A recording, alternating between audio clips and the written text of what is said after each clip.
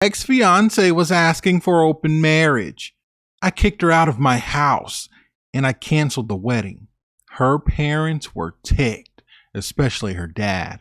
I'd been engaged to my ex-fiancée at this time and was with my ex-fiancée for 5 years. I thought I knew who I was about to marry. She was either hiding who she truly was, or she is easily influenced by others. I thought she was stronger than that. I guess I was wrong. I met my ex-fiancée in 2002. We hit it off immediately. We met at the movies. It was Spider-Man. We sat next to each other, and at the end of the movie, we started talking about the movie. And on the way out, we continued the conversation. I was asking her out. I thought it was amazing that she was into the things I'm into. We started dating exclusively immediately. It didn't take long at all. We dated for 5 years, and I never proposed because, honestly, we just never spoke about it. I was happily the way the relationship was. I'm not against marriage, even now, but I don't know. I was just enjoying us until she started complaining to me, saying that I didn't love her like I said because I hadn't asked her to marry me. I told her I'd totally marry her, and I wanted to spend the rest of my life with her. This was 5 years into our relationship.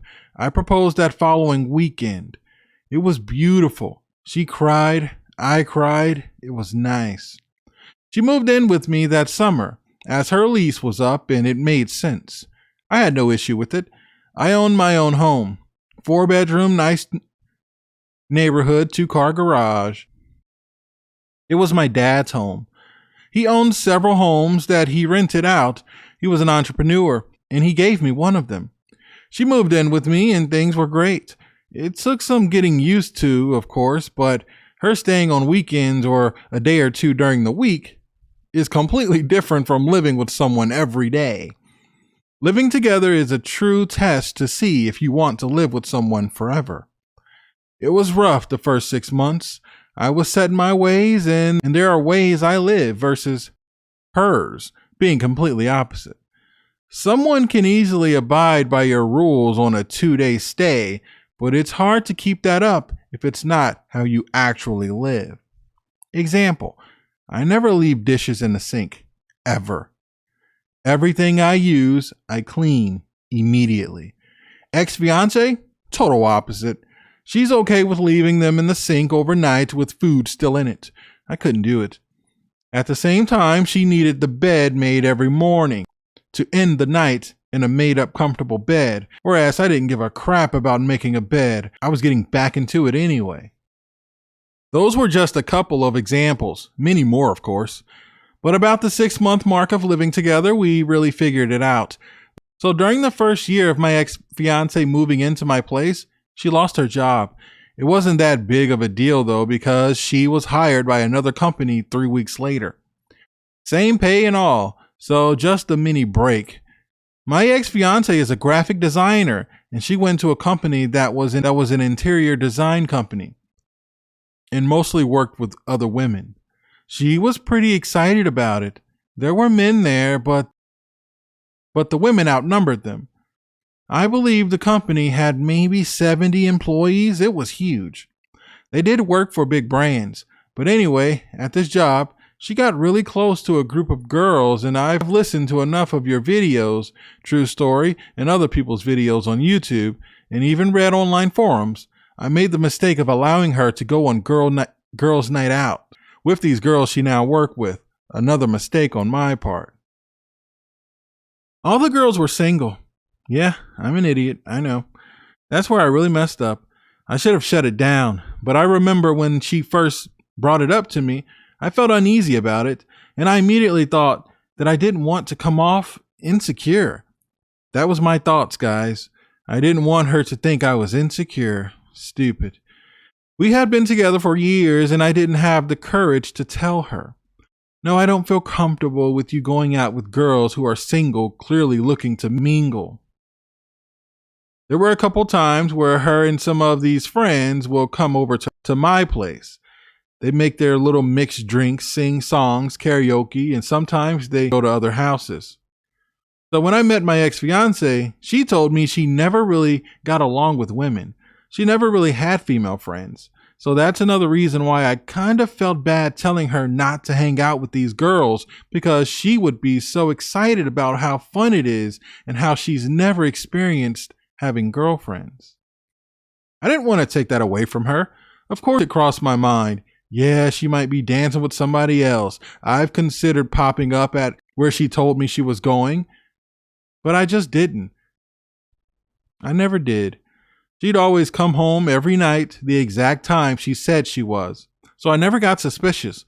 After a while, I got comfortable with it. It became a normal thing. It wasn't every weekend, but it was at least a couple times a month, sometimes 3.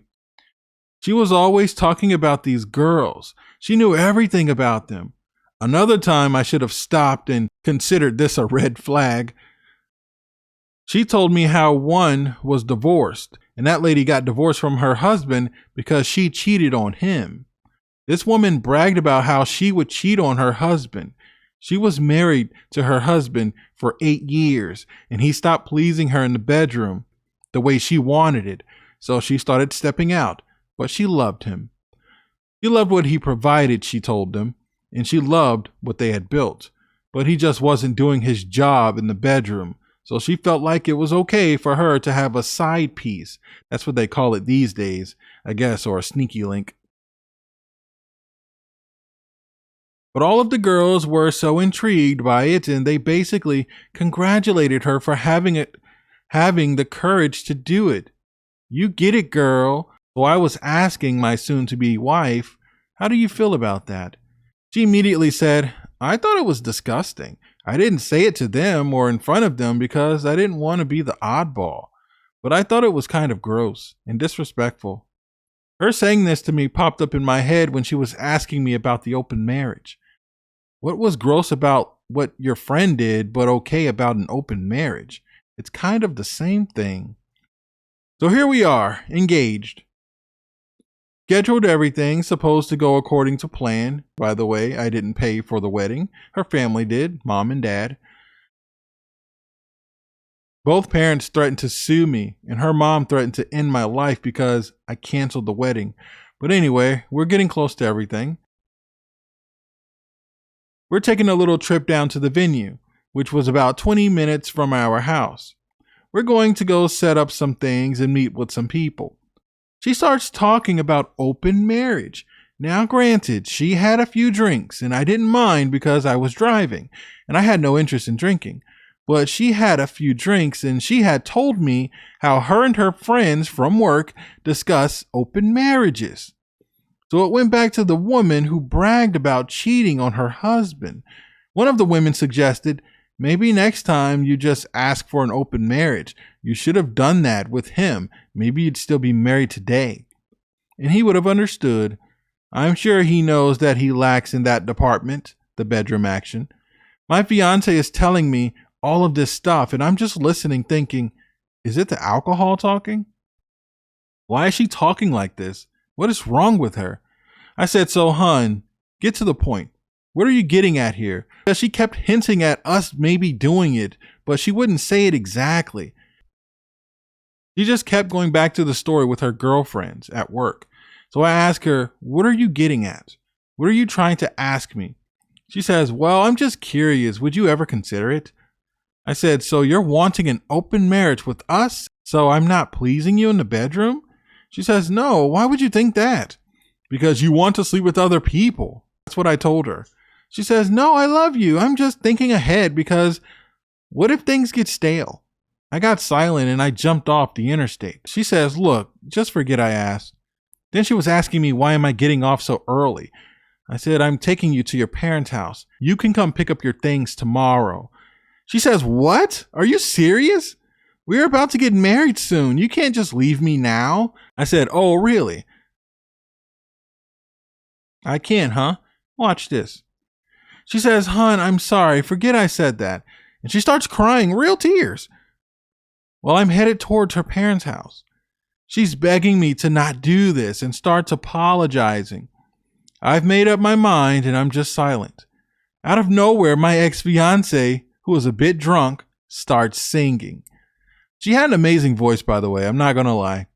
She starts singing We Belong Together by Mariah Carey. I'm looking at her at the corner of my eyes, and her eyes are shut, and she's just singing away. Wow.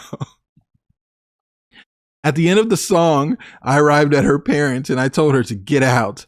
She still had tears in her eyes, but she just looked at me and said, I'm going to give you 24 hours to cool off. You're being silly. She gets out of the car and heads to their door. I pulled off immediately. I went home and started packing and thought immediately, F this. I grabbed handfuls of clothes and her things and I dumped them in the lawn. It took a little over an hour, mainly clothes, shoes, and perfumes. The next day I woke up in the morning because I heard a scream and a horn honking. I looked out the window from my bedroom and my ex-fiancée was crying, grabbing her things. Her dad jumped out of the car and started banging on my door. I went down and I answered. He's putting his finger in my face, claiming he wants to kick my butt, and I owe him thousands of dollars. I told him, you will not touch me, and if you threaten me again, I will defend myself, and I'm not paying you crap. Your daughter wants to have an open marriage, and that's not what I'm interested in. This man tells me it's part of every couple, maybe I'm not handling my business like I should be. I told him he was disgusting and to get the F off of my porch. Go and help your daughter pick her crap up off my lawn. You got 1 hour to do so because I'm turning the water sprinklers on at exactly 1 hour. He told me if he, his daughter, or her clothes get a drip of water on them, then he will destroy me. I said, oh, really? Okay, I warned you. I went and made coffee, eggs, and bacon, watched a little TV, and an hour hit. Guess who was still in my lawn? Clothes still there, and my ex-fiancée and her dad are arguing. I didn't warn them again.